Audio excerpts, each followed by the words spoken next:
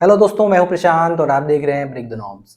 दोस्तों, अगर आप भी दिन भर रील, मीम्स और शॉर्ट वीडियोस स्क्रॉल करते रहते हैं तो आपने इस इंसान को कभी ना कभी तो जरूर देखा होगा। वो सिग्मा मेल और तमाम एटीट्यूड स्टेटस और मीम्स में इनके फोटोज और वीडियोस भर भर के यूज होते हैं। तो आखिर कौन है ये महाशय? वैसे तो इस शख्स का नाम क्रिश्चियन चार्ल्स फिलिप बेल है, लेकिन दुनिया इन्हें पैट्रिक बैटमैन के नाम से जानती है। लेकिन क्यों? खैर, कोई जल्दीबाजी नहीं है, आराम से जानते हैं, क्योंकि आज ना इनकी कुंडली खुलने वाली है। तो शुरू से शुरू करते हैं। साल 2000 में एक फिल्म आई थी, द अमेरिकन साइको, जो राइटर एस्टन एलिस की नॉवेल अमेरिकन साइको पर बेस्ड थी। फिल्म में मेन कैरेक्टर यानी कि अपने हीरो थे क्रिश्चियन बेल, जिन्होंने पैट्रिक बैटमैन नाम के एक इन्वेस्टमेंट बैंकर का किरदार निभाया था। और ये मूवी और पैट्रिक बैटमैन का चार्म लोगों को इतना पसंद आया कि ये नाम और ये किरदार हमेशा के लिए अमर हो गया। लेकिन रिलीज के 20-22 साल बाद भी फिर से ये चर्चा में है। खासकर हमारी जो जेन जेड है ना, यानी कि न्यू जनरेशन, उनको पैट्रिक बैटमैन के लिए जो उनका जो ऑब्सेशन है वो बहुत ज्यादा बढ़ गया है। अब मूवी की क्या स्टोरी है, इसके लिए तो आपको पूरी मूवी देखनी होगी, लेकिन मोटा मोटा मैं आपको बता दूं कि इस फिल्म में क्रिश्चियन, जो कि न्यूयॉर्क शहर के एक इन्वेस्टमेंट बैंकर हैं, जिनकी लाइफ बहुत ही लग्जरी और एफ्लुएंट है, लेकिन फिर भी बनावटी है। वो ढेर सारे दोस्त बनाते हैं, महंगे रेस्टोरेंट्स और क्लब्स में जाते हैं और अपनी फिटनेस और ग्रूमिंग पे बहुत ध्यान देते हैं। लेकिन वो किसी का को खुद से आगे बढ़ता हुआ देख नहीं पाते हैं। ये उनको मंजूर नहीं कि कोई उनसे आगे बढ़े। शुरू शुरू में तो ऐसा लगता है जैसे कोई एनवियस यानी कि जलनखोर आदमी है, लेकिन जैसे जैसे मूवी आगे बढ़ती है तो एक से बढ़ के एक कारनामे करना शुरू कर देते हैं। और हमें पता चलता है कि ये बस जेलसी नहीं है, बल्कि पैट्रिक बैटमैन एक साइको किलर और मास मर्डरर था।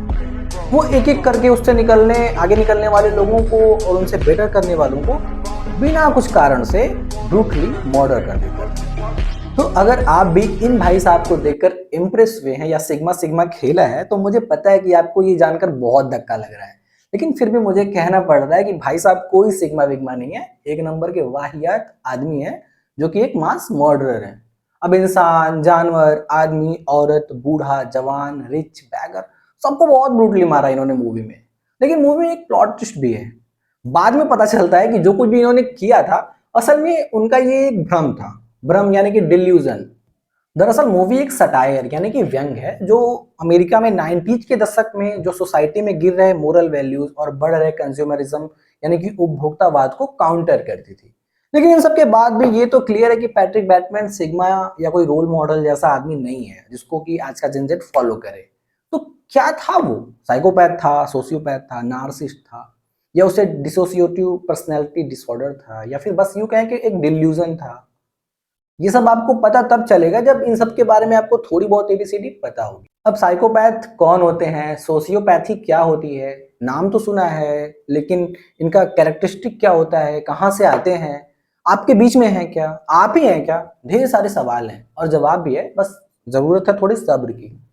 फिलहाल मैं आपको बता दूं कि ये सारी चीजें पर्सनैलिटी और पर्सनैलिटी डिसऑर्डर का एक हिस्सा है। मेरी नेक्स्ट वीडियो पर्सनैलिटी डिसऑर्डर के ऊपर ही डेडिकेट है। फिलहाल मैं मोटा मोटा इतना जान लीजिए कि आपके आसपास जितने भी अजीबो गरीब व्यवहार वाले या फिर यूं कहें कि चित्र विचित्र पर्सनैलिटी वाले होते हैं, वो किसी न किसी पर्सनैलिटी डिसऑर्डर के प्रभाव में होते ही होते हैं। Diagnostic and statistical manual of mental disorders के अनुसार कुल 10 तरीके के पर्सनैलिटी डिसऑर्डर्स होते हैं, जिनको 3 क्लस्टर्स यानी कि आसान भाषा में कहा जाए तो 3 ग्रुप्स में बांटा गया है। क्लस्टर ए में आते हैं पैरानॉइड, सिजोइड और schizotypal personality disorders. Cluster B में आते हैं कुल 4 यानी कि anti social personality disorder, histrionic personality disorders, narcissistic personality disorders और borderline personality disorders. Cluster C में आते हैं 3 जो कि हैं avoidant personality disorder, obsessive compulsive personality disorders और डिपेंडेंट पर्सनैलिटी डिसऑर्डर। तो दुनिया में जितने भी अजीबो-गरीब किरदार वाले लोग हैं, मोस्ट प्रोबेबली वो इन्हीं 10 कैटेगरी में आते हैं। मैं हर पर्सनैलिटी डिसऑर्डर पर अलग से वीडियोस अपलोड करूंगा। इस सीरीज की नेक्स्ट वीडियो कल यानी कि 17 नवंबर को आएगी। दोस्तों, वीडियो देखने के लिए आपका बहुत बहुत धन्यवाद।